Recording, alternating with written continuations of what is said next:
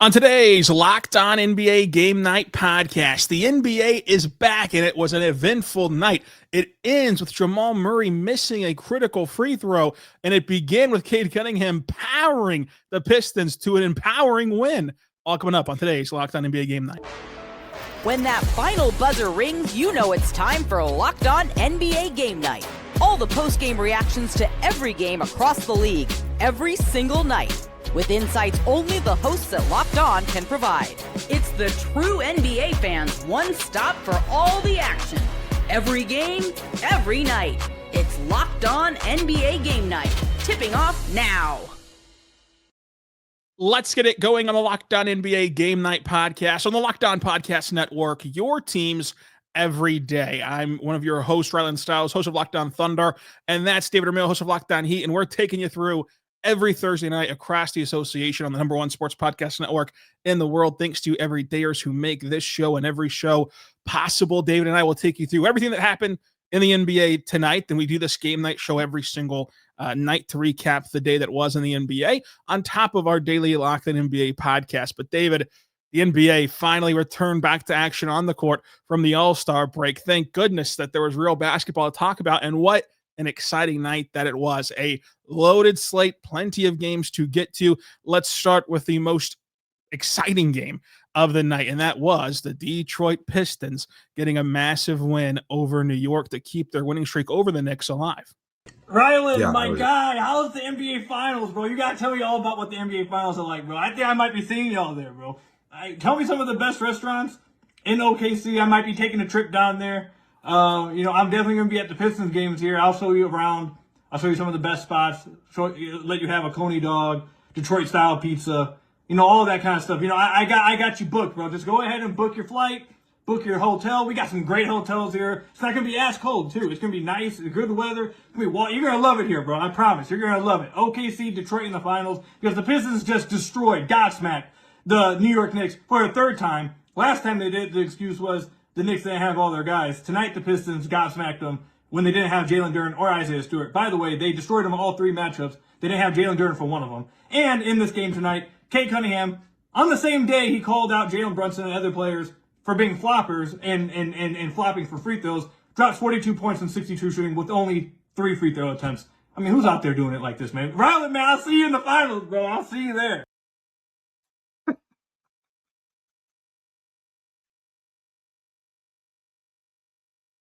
I think you're muted, by the way.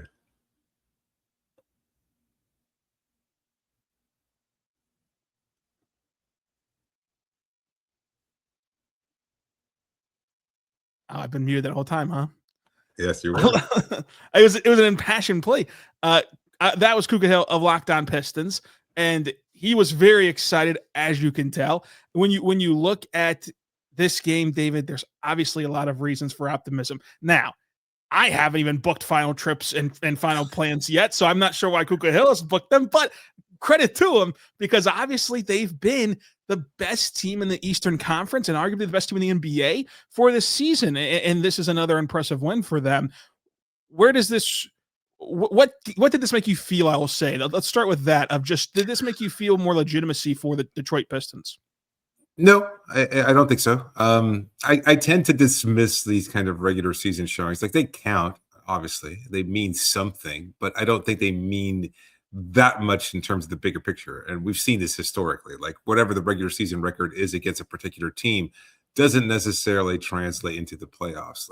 It can, but it's all about those kind of adjustments of, whether or not a team is healthy at the right time, et cetera, and those kind of changes that take place over the course of a 7-game series. So I still like Detroit's chances, but I vacillate between both teams. I'm just not sure who of these two teams is more likely to represent the Eastern Conference in the NBA Finals. So I can see your trepidation about booking tickets just yet to Detroit, but you know what? The Pistons are still a really good team, and I think they showed that today. Without Duren, without Isaiah Stewart, they were really phenomenal. And the reason why, Cade Cunningham, his phenomenal performance, MVP level type performance, unstoppable. And the Knicks defense looked more porous than I think they've been all season long. It's been a problem for them, and it continues to be one. And so if there's any question mark about what this Knicks team is capable of and whether or not they can continue to build off their success over the past few years, and turn that into maybe another NBA Finals berth, it's based on whether or not their defense is ever going to be good enough. And even the addition of Jose Alvarado, who did play tonight, wasn't much of a difference maker. So, they're struggling right now on that end. And can they generate enough offense to compensate for those defensive miscues, and especially against a team like Detroit? That remains to be seen.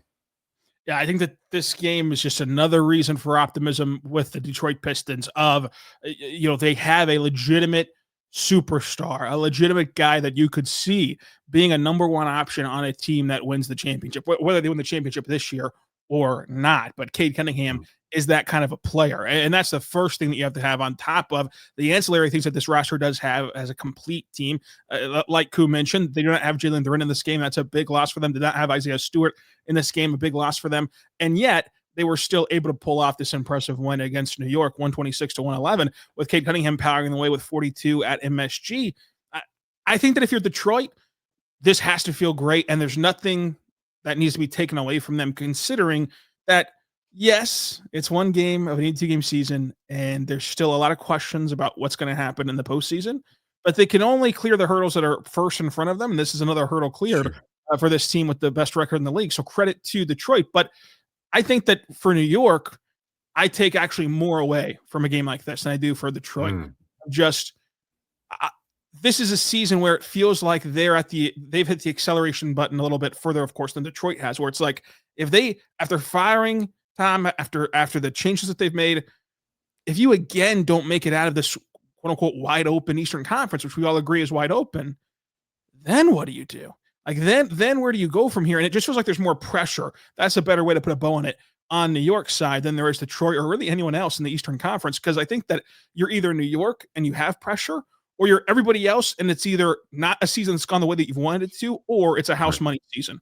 And they're the only team that feels any sort of pressure to do something in the next 3 months here as the playoffs come to fruition. Let's go to Locked On Knicks and see what Gavin Shaw has to say about the Knicks losing this game. The New York Knicks lose to the Detroit Pistons, but hey, at least this time it wasn't by 30, it was by 15.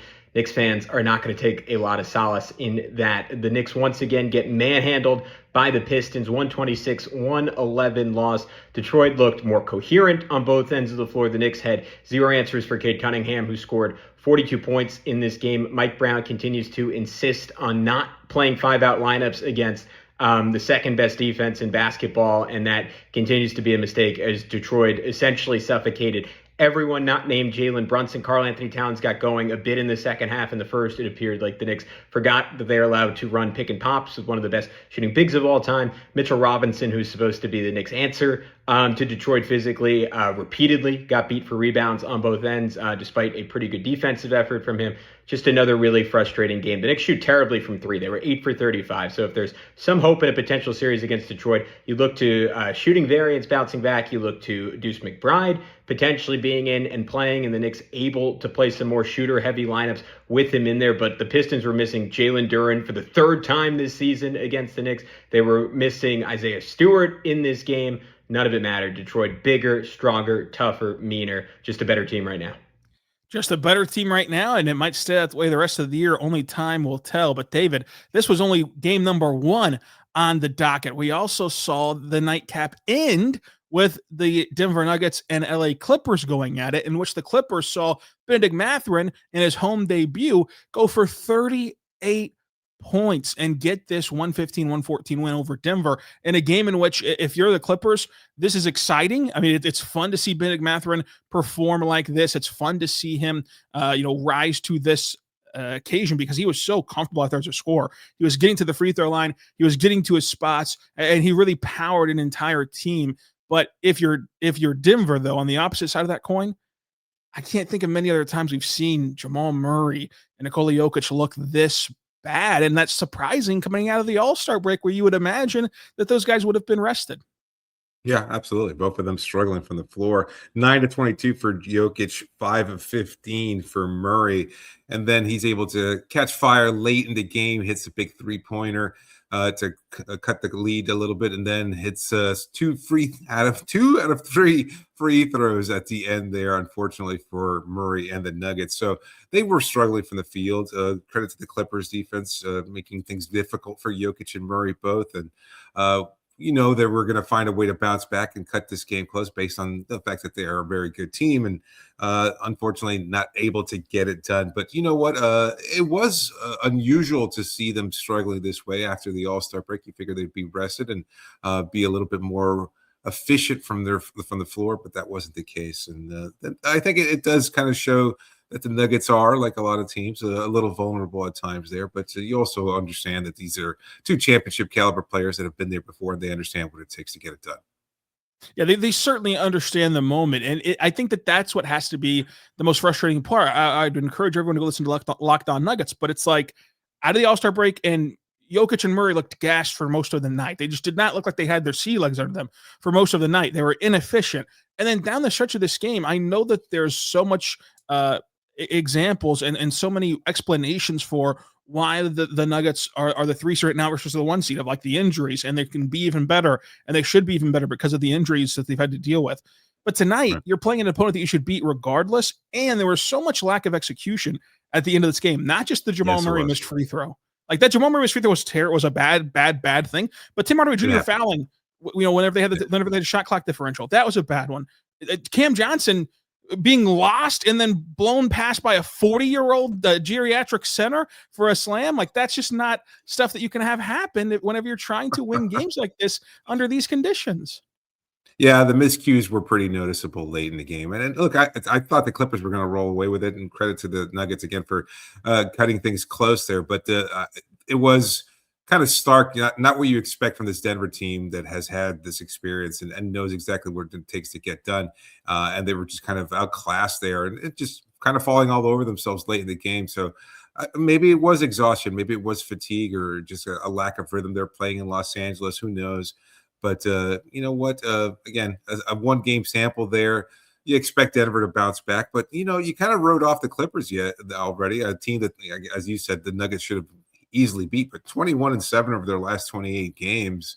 That's nothing to look past, I think. Despite the trades before the deadline of James Harden and Zubac, this team still looks pretty good. They continue to find a way to win. I mean, I'm not sure exactly what to expect from this group moving forward, but they've been really, really good over that same stretch that I talked about. So I don't know what they're competing for. And right now they're still kind of in the midst of the play-in hunt, and we'll see whether or not this team is capable of doing anything in the postseason.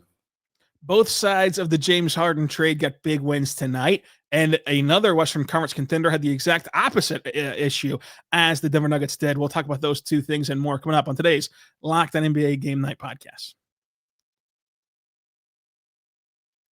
But first, I want to tell you right now, our good friends over at FanDuel, go check out FanDuel today, because FanDuel is awesome. If you've ever wanted to experience the NBA Finals live and in person, like Koo is looking forward to doing this season if his Pistons go all the way, FanDuel is giving you the chance to turn that dream into a reality with their NBA sweepstakes.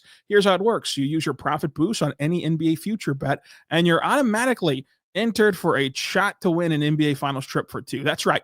It's flights, it's tickets, it's the whole shebang, the whole experience. If you're already looking at the board and thinking to yourself which teams can make a deep run, it's the perfect time to lock in right now. I love futures this time of year, whether it's picking a team to win the championship or go to the conference title. I love adding that extra layer of excitement to monitor throughout the rest of the season and down this stretch. So not only can you get your cash if you win, but you can get sent to the NBA Finals as well by going to FanDuel.com and getting started today using your profit boost on an NBA future and getting yourself entered for a chance to win a trip to the NBA Finals. Play your game with FanDuel. It's the official sports betting partner of the NBA. Also, is here right now, my good friends over at Quo. Go check out Quo today. I think that this is a perfect time of the year as we get back into our daily lives and routines and rhythms. It's the new year, the All-Star break's behind us, and that means it's time to look at the messier parts of how we run our business and think, there's got to be a better way. And there is. Streamline your communications. It's the biggest way to upgrade your business today. That's why today's episode is brought to you by Quo, spelled Quo. It's the smarter way to run your business communications, because when your team is reachable, organized, and communicating in one place, you're not just working cleaner, you're creating more opportunities to connect with customers. Go check it out today, because I love the fact that the entire team can text from one shared business number so nothing gets missed. I love how simple that Quo makes everything. Everyone sees every conversation thread, which makes replying faster and more personal. It's right from your phone or computer. You can even keep your existing number, and Quo's smart AI tools automatically log calls, they summarize conversations, and they highlight next steps. So details never, ever, ever slip through the cracks. It's no surprise Quo is the number one rated business phone system in G2, trusted by more than 90,000 businesses, from solo operators to growing teams. Make this the year where no opportunity and no customer slips away. Try Quo for free, plus 20% off of your first 6 months when you go to quo.com/lockedonnba. That's quo.com/lockedonnba. Quo, no missed calls, no missed customers. We're back on the Locked On NBA Game Night Podcast on the Locked On Podcast Network, your teams every day. I'm Rylan Stiles, host of Locked On Thunder. That's David Ramil, host of Locked On Heat, and we're diving into the Thursday that was around the NBA. David, we mentioned the Clippers' success even amidst the James Harden trade. The Cleveland Cavaliers have had a lot of success, including tonight after that James Harden trade, where they were able to dominate Brooklyn in their first game back from the All-Star break, winning their 6th game in a row. Let's go to Cade Cunningham of Locked On Cavs to find out how this happened. Cade Cunningham here at Rocket Arena after the Cleveland Cavaliers beat the Brooklyn Nets 112-84. Let's talk about this one, 494 feet. This goes down in the books as a 28-point win for the Cavs, but it really could have been whatever score the Cavs wanted it to be against the Brooklyn Nets. They led by as many as 43 points during the second half of this one. They pulled their starters at the end of the third quarter, and let's be real, the Brooklyn Nets are probably just as happy with this loss as the Cavs are with this win. Nets might have wanted it to be a little bit closer, but the outcome is what the Nets wanted it to be and what the Cavs wanted it to be. But what should be important about this game is how quickly the Cavs have been able to integrate James Harden, Keon Ellis, Dennis Schroeder into this team. They have not missed a beat. They went from playing like one of the best teams in basketball to really looking like one of the best teams in basketball. And I realize that the collection of opponents they haven't beaten, with wins over Sacramento and Washington and now Brooklyn in the stretch, not exactly impressive, but it's the way the Cavs are playing that's impressive. Offensively right now, they look unstoppable. James Harden looks great. Donovan Mitchell looks incredible. Jarrett Allen looks really good. Evan Mobley was back in the lineup tonight after missing 7 games. Thought he looked a little up and down, which is to be expected after missing so much time. But the Cavs have now won 11 of their last 12. They've won 6 straight. First of 5 games in 7 nights. Now they're on the road taking on the Charlotte Hornets on Friday night. And we'll talk to you after that one. Go check out Cade Cunningham of Locked On Cavs to get more on this new look club. David, the James Harden trade. He's a known regular season riser. He really does, if you look at his history of his career, elevate teams in such a big way in the regular season. And with this wide open Eastern Conference, is it too premature to already put Cleveland back into that contender fold, the contender tier? No, I don't think so. I think they were already there. I mean, they obviously were struggling to a certain degree. They weren't as dynamic as they were last year, but they were missing Darius Garland for chunks of the season too. They had injury issues throughout the year, and so that was pretty much to be expected. I think he has provided that boost, though. I wasn't sure exactly how the fit would work, but to your point, he's fit in incredibly well and provided a boost to their offense, and they look really solid. I do want to see it against better competition. As Danny pointed out, they haven't really faced any kind of tough team, but they seem like they're getting better, and they're good enough defensively, certainly tonight against Brooklyn. And to be honest with you, I expect them to be one of the better teams. I don't know. I think there are still questions about this team. To say that they're contenders or not feels kind of difficult to answer, because you knew they were going to be a good team. They have been a good team during the regular season, but this is a team that's going to be measured based on their postseason success. And so there are still legitimate questions about this group.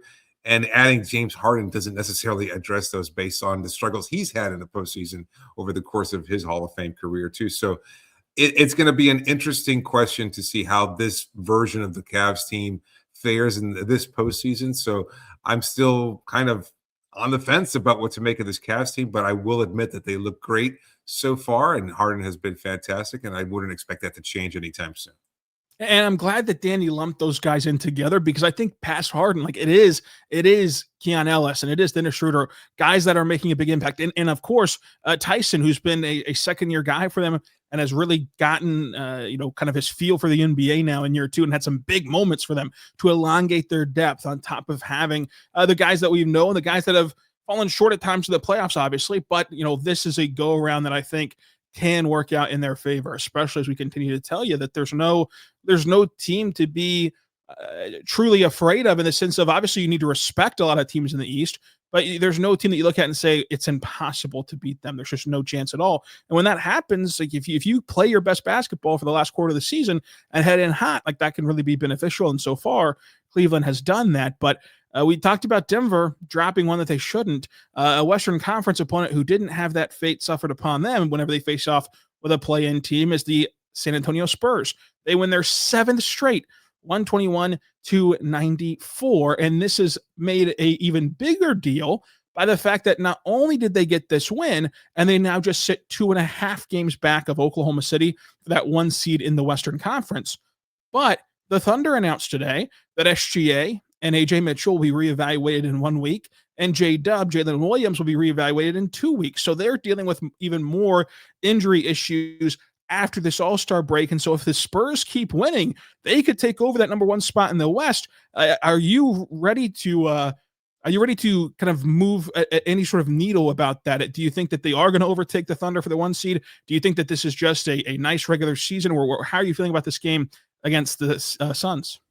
Well, I think it's a good game. I think they played a great job defensively, and they did obviously showcase their depth. They've been a great team all year. I don't expect them to surpass Oklahoma City. I think the Thunder will do just enough, even without Shea out there, and I think they'll still figure it out. It's tough to make those kind of incremental stages of growth over the course of a season. And yes, they're trending in the right direction, winning 7 games in a row, but I still give the edge to Oklahoma City.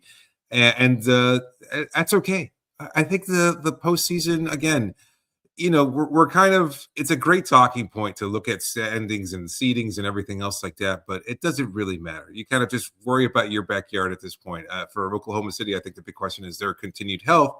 And for San Antonio, look, they're a young team. They haven't really been at this stage before. What are they going to be doing as the season continues to progress? But they're trending in the right direction. You want to be building these good habits as you get closer to the postseason. And I don't see any reason why this team would falter down the stretch, because they've looked really, really good all season. They're well coached, and they've got a great, a mix of depth and talent on the roster. Yeah, obviously it is a great win for them, and it was great to see a young team like this be able to kind of digest their first half of the season during this All-Star break and then come back out and still be on fire, still be motivated enough to be sharp in this game and get this win. And if you can get the 1 seed in the Western Conference, it clearly changes your path in a big way of only having to go through one of OKC or Denver and like these top contenders. And I also want to talk about the Orlando Magic, who got dealt a significant blow before the games resumed, as Franz Wagner will be out indefinitely. But in the face of that, they did restart their second half of the season by drilling 27 threes. The Orlando Magic made 27 threes. They won 131-94 over the dreadful Sacramento Kings. Philip Rossman-Reich has you covered. This is Philip Rossman-Reich, the host of Locked On Magic, as the Orlando Magic throttle the Sacramento Kings 131-94, hitting a franchise record 27 three-pointers and getting a win that was very much needed coming out of the break, just taking care of business against the worst team in the league. Sorry to our Kings friends.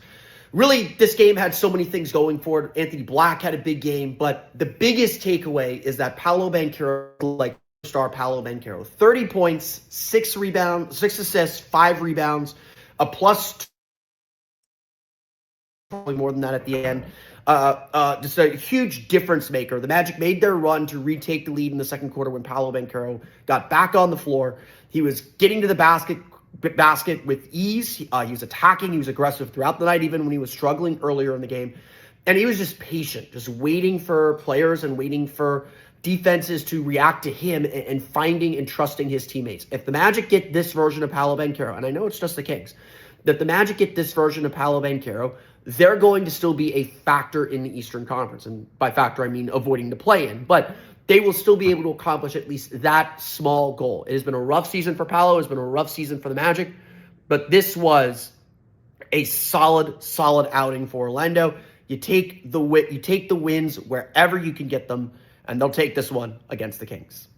Much like your Miami Marlins and my Kansas City Royals, hope springs eternal. And so spring training is in the air. Hope is back in Orlando as well, because that's where they host spring training for at least your Marlins down there in Florida. And coming up, there's still some hope and optimism out there for the Boston Celtics, who beat the Golden State Warriors. And even the Washington Wizards got a little hope and joy out of the first day back from the All-Star break coming up. But first, I want to say right now, better your friends over at 5 Hour Energy. Folks, welcome to the 5 Hour Energy Flavor Draft. We're looking at every aspect of the draft to what you need to know and which tasty flavors are the best and which ones might be the sleepers. The board is set, the flavors are ready, and only one can take the top spot. And 5 Hour Energy has a wide variety of flavors, something for everyone. 5 Hour Energy shots give you the boost with zero sugar. 5 Hour Energy has a lot of flavors for you to try. Personally, whenever we're going to debate the top overall pick, and I want to hear your thoughts as well on this in the comments down below, I love to go with the cherry flavor because I think it's a bold candy style of cherry type of flavor. It is sweet. It has a little bit of a tart to it to give you a little bit of an edge, but it's punchy. It is smooth and it is easy to recognize. You know exactly when it hits those taste buds that it's a cherry flavored 5 Hour Energy. Clean, slightly tangy finish at the end for the aftertaste. It's just great stuff over there at 5 Hour Energy. I love the fact that, of course, that these are some great flavors. They give you that caffeine kick with zero sugar to boost your day. I love it so much. If you want to see these new flavors and try them out yourselves and be able to join into this draft of the best flavors, then go check them out today. Available online, 5hourenergy.com or Amazon. That's 5hourenergy.com or on Amazon. We're back on the Locked On NBA Game Night Podcast on the Locked On Podcast Network, your teams every day. I'm Rylan Stiles, host of Locked On Thunder. That's David Ramil, host of Locked On Heat, and we're taking you through every single Thursday night in the association. Locked On NBA Game Night goes through every single game in the NBA every single day, so make sure you subscribe anywhere you get your podcast from. But David, we go out to the Bay, where the Boston Celtics start the second half on the West Coast, and it's Jaylen Brown, it's Peyton Pritchard who step up for this win. Let's go talk to John Corrales of Locked On Celtics about this game. It got dicey in the fourth quarter, but the Celtics still held on to win a game they led by 34 at one point. It ended up being an 11-point win. I'm John Corrales from the Locked On Celtics podcast. Jaylen Brown's triple-double was a big reason why. 23 points, 15 rebounds, 13 assists. He was in total control. I thought he was reading the game really well. And obviously getting in there and getting rebounds is something he's been doing a lot better lately. The Celtics have been a better defensive rebounding team lately, a big weakness for them, but Jaylen has stepped up on the boards, and that's been better for the Celtics. The Celtics, I thought, passed really, really well. That's probably the biggest element of this game that stands out to me. The 36 assists is a season high, but they were cutting. Their offense looked fluid, except for that fourth quarter where the Warriors ramped up the pressure and hit a ton of shots and were, playing full court. But as the Celtics built that 34-point lead, it was just good ball movement, good cutting, finding the cutters. And of course, Peyton Pritchard, the man who was built to be a six-man, 26 points, 7 assists, and 6 rebounds. He just thrives in that role. Celtics get the win in that first game after the break. I'll be talking about it on the Locked On Celtics podcast. Go check out Locked On Celtics. Boston able to hold on after getting punched in the mouth in the fourth quarter, but they had built up such a big cushion that all they had to do was just do a slight course correct and get this win as they took on the Warriors, who were down Steph Curry, down Jimmy Butler, down even Seth Curry. So no Curry's played for the Warriors. And Kristaps Porzingis off the bench had 17 minutes played in this one for 12 points as their big trade deadline acquisition. But David, did you really gain anything from this game, or is it kind of just more of the same where it's like, yeah, we know that Boston is, the top 3 team in the East, number 2 team in the East, however you want to quantify that. And we know that Golden State, this is the end for this era. Like even if they were healthy, like this was a team that's going to be a play-in team and is going to have a short-lived playoff run. Is there anything about this game that you thought changed the dynamic of the way that you think about the teams? No, I mean, it was a tenacious win for Boston. They did a pretty solid job of holding on there. And withstanding Golden State's to come back in the fourth quarter. But to me, the big question is always what happens with this group once Jason Tatum returns, if and when and at what point he comes back, and to what level he'll be reintegrated into this team. Because I think that's really the biggest question there. Like, they've played above their weight class, I think, over the course of the regular season. I don't think anybody expected this particular group to play as well as they have, but they've been well coached. They've played tenacious defense. As John pointed out, their rebounding has been better, and Brown has been excellent over the course of the entire season. But again, I mean, without a player like Tatum, it's kind of hard to exactly gauge what this group is going to be like. So that question has yet to be answered, and I don't know at what point it's going to be answered. But we'll see how this group is able to reintegrate him and then continue to play at a similar level. The Rockets were able to reintegrate Kevin Durant's scoring efficiency into their offense after a very, headline-stealing weekend for him with all that he's in the news with. He had 35 points on 70% shooting. Kevin Durant was incredible for these Rockets, especially with the clutch buckets at the end, the clutch free throws at the end to get this win for Houston on the road against Charlotte, which don't look now, but of course, this is a very impressive feat. If you look at the Hornets, not only the way that they're surging heading into the All-Star break, but really since about 12 games into the season, they've been an excellent basketball team, all things considered. So this is a really good win for Houston that really needed some feel good. And you got 35 from Kevin Durant. You got an efficient night from Jabari Smith Jr. You even had in this game a off the bench 13 piece from Reed Shepherd, who has been a little bit ebbs and flows, you would say, in year two. But he gave you some nice scoring off the bench. And for the Hornets, look, this was not their fastball, I'd say. Inefficient night from both LaMelo and Brandon Miller. Cunningham went just 3 for 6. That's still a really good night for Cunningham, but the volume and the efficiency that we're used to seeing in terms of just the sheer volume, you'd want to get him involved a little bit more. But overall, I thought that the Hornets, what impressed me about this game, even though it was a loss, was obviously they had the suspensions. So there's no Moose, there's no Miles Bridges. Like, those are two big rotational pieces for them. But even on a night where LaMelo doesn't have his best stuff and Brandon Miller doesn't have his best stuff, and you can't free up 7, 8, 9 threes for Cunningham, they still patchwork their way to a situation at home where they could have won this game at the end. It's just the ball kind of didn't bounce their way, so to say. And they did come back from the fact that they let the Rockets get a 10-point lead, about midway through the fourth quarter. And yet the Rockets had to pull this one out late. And so this game was a very interesting one, I'd say, for the Thursday return.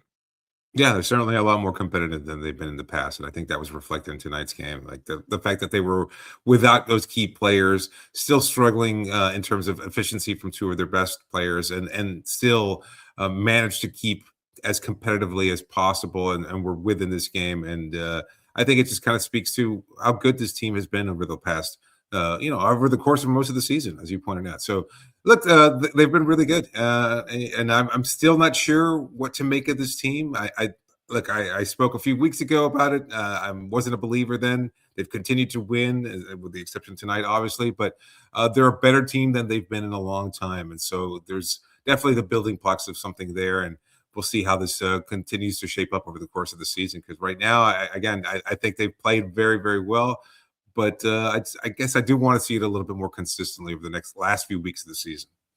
And one team that, the Hornets might be chasing is the Philadelphia 76ers, who dropped to the Atlanta Hawks, and the Atlanta Hawks, who dropped the Sixers dropped this game to the Hawks by 10. Let's go out to Locked On Sixers to hear how this happened. Sixers lose their first game out of the All-Star break, 117-107 to the sub-500 Atlanta Hawks. Tyrese Maxey shoots just 8 of 23 from the floor for 28 points to lead the Sixers and 4 of 11 from beyond the arc.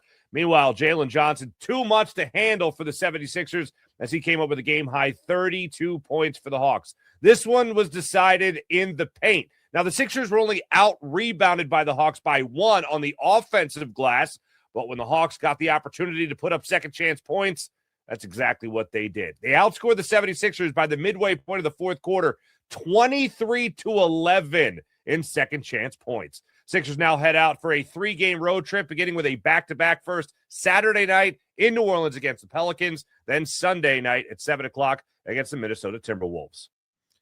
Well, the Sixers dropped this game, but we talked about Ben Mathurin earlier, David Ramil, and the Indiana Pacers could have used him tonight because they only scored 105 points. They did so by only making 41% of their shots, and they had 23 turnovers. Let's go out to Tony East of a Locked On Pacers to hear his thoughts on this game. 112, Pacers 105 right here in Capital One Arena. Tony East here with Locked On Pacers. Tough one for the Pacers. Their offense really sputtered in this game. 30 points in the paint, their second lowest of this entire season. Some of that was their approach to attacking. Some of that was their available players. They lose Cam Jones and Aaron Nesmith mid-game. A bunch of guys out anyway. They only had Andrew Nembhard as a point guard by the end of this game. It was really tough for them to get in the paint and actually get any offense from there. Of course, the points in the paint number are a big part of that. And 23 turnovers, many of them hideous, ugly, throwing the ball right to the Wizards. The Wizards had over 30 points off of those turnovers. That's hard to overcome, and the Pacers did try. They were winning in the fourth quarter. At times of this game, they got a baller night from Jarris Walker, who had a 20-point double-double, career high in rebounds and assists. Talon Peter had a career high 16 points. He was really shooting it. The Pacers did have some good things happen in this game, but they could not overcome their general offensive struggles in a loss to the Wizards, who they play again right in this building tomorrow night. We'll be there with more on Locked On Pacers. An odd back-to-back setup there for the Pacers and the Wiz kids, as if we need to see more of that. That's like capital punishment, and more like that than the Capital One Arena. But we'll end the night with something more positive than that, and that's that Brandon Ingram scored 31 points for his Toronto Raptors and lifted the Raptors to a win over the now, safe to say, rebuilding Chicago Bulls. Let's go out to the Locked On Raptors podcast, Sean Woodley, to hear how the Raptors got this one. Sometimes you kind of play terribly and you win because the team on the other side is the Chicago Bulls, and that's what happened to the Toronto Raptors tonight. 110-101, they take down Chicago on the road in a game that was not exactly the prettiest effort from your Toronto Raptors. They were pretty turnover prone. Scotty Barnes alone had 6 turnovers on top of a pretty inefficient shooting night, 5 of 14 overall. Just left a lot of stuff short. A lot of stuff he's been hitting lately was just kind of ribbing out. A bit of an all-star hangover, an 8-day layoff. You know, it wasn't exactly a shooting gallery for the Raptors in this one at all, but they got by with kind of nasty, tenacious defense. Brandon Ingram doing his thing, 31 points in this game, kind of the only reliable source of offense throughout the night for the team. And then a couple of really good efforts from the young dudes. Colin Murray-Boyles started this game, even with a healthy Jakob Poeltl. That's interesting. Had himself 11 points, including a late and one after the Bulls were threatening. They had this within 2 in the final couple minutes somehow. A big and one from Colin Murray-Boyles, a bucket from Brandon Ingram puts it away. Jacoby Walter also had a really nice game, 14 points for him, along with a whole bucket load of steals. I think he had 3 steals overall, hit some threes. Really good defensive player who, if he can be a reliable, steady offensive piece, is going to be a very regularly used rotation player for this team down the stretch and into the playoffs because of what he does on the defensive end. So yeah, not the sexiest game you'll ever see. The Raptors will have to be better to beat the better teams they have on the schedule. They play 15 of the last 26 games against teams over 500. They've struggled against the league's best so far this year. They'll need better than what we saw tonight coming out of the break, but I don't think anyone is expecting the first game after the All-Star break to be a work of basketball art. But yeah, you'd like to have it be better as you move forward. Bucks on Sunday, as the Raptors now sit 33-23, hanging on to that 5th seed in the East. Well, to his point, I think that you'd much rather win ugly than lose pretty, David. So at least the Raptors got this win.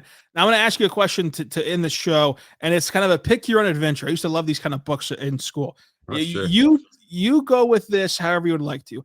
From Thursday's slate, what was your biggest takeaway? What was your best moment? What did you think was the best thing that happened on Thursday? However you'd like to talk about it and package it. Wow. What a question there.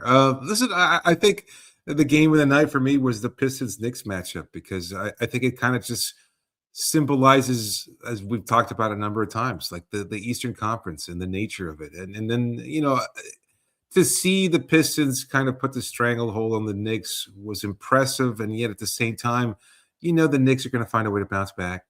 At the same time, you also see Cleveland kind of mounting this surge there. So there's a lot going on in the Eastern Conference. I know it's easy to overlook the East, but I think you saw enough strong performances there where it makes things so much more interesting. And that's what I'm looking at over the last 26 games. Like, Orlando's going to find their footing without Franz Wagner.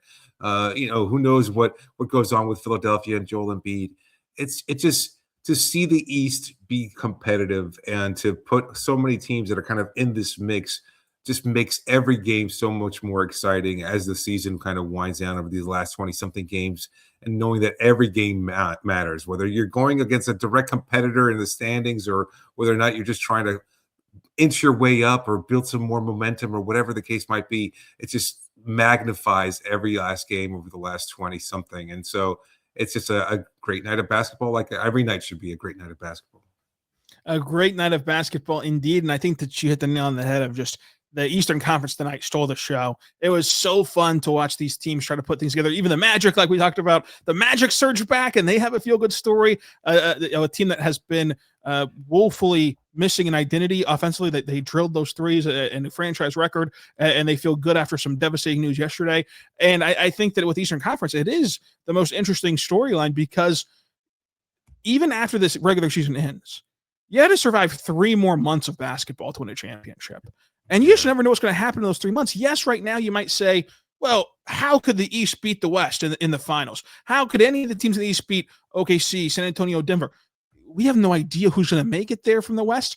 We have no idea what they're going to look like, and it's going to be great basketball. If you would have told me at this time last year, or told anyone, I think at this time last year, that it would be OKC and Indiana in the finals, I don't think that anyone would believe you if they told you that it was a 7-game series and had Halliburton not gotten hurt, we have no idea how it would have ended in Game 7. Like, we just had no idea. I don't think that people would have believed if you said that. And so, like, that's just the unknown that is so enticing about this sport, about this league, and about what happened tonight, because you can feel really good if you're in a lot of different areas right now. You can feel great if you're Detroit, as Cook Hill promised the finals appearance. You can feel really good if you're in Cleveland. You can feel really good in a lot of places, and hopefully you feel good here.